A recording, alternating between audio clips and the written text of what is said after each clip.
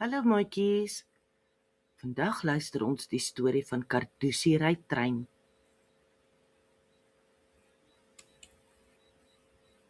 Cardusie was so opgewonde dat hy skaars kon stil staan toe hy vir die eerste keer trein toe ry.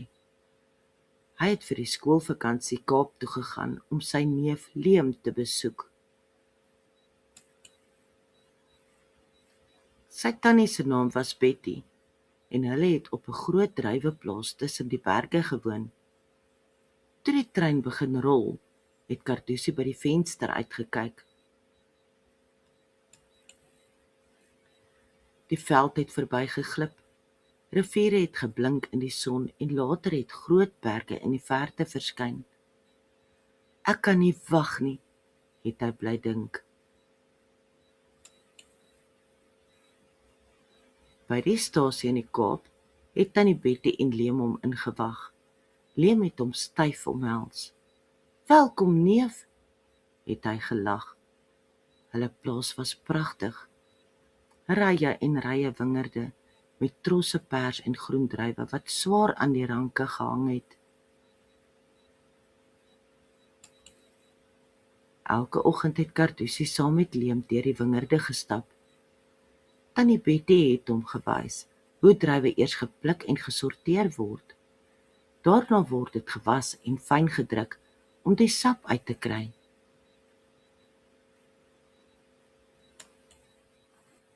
Sy het verduidelik dat druiwesap gebottel word om soet te drink, maar dat wyn anders gemaak word. Die sap word in groot tanks gehou waar dit fermenteer, voordat dit in vate en bottels gaan. Cardusie het baie nuuskierig geluister. Hy het geleer hoe belangrik geduld en sorg is in elke stap.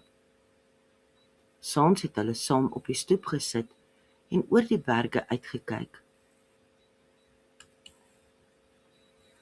Cardusie het gevoel hy leer nie net van druiwe nie, maar ook van familie en saamwees.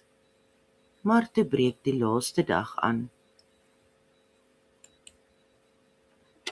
By die stasie het tannie Betty hom sag omhels. "Kom kuier gou weer," het sy gesê. Leem het gesluk. "Ons gaan jou mis, Cardusie."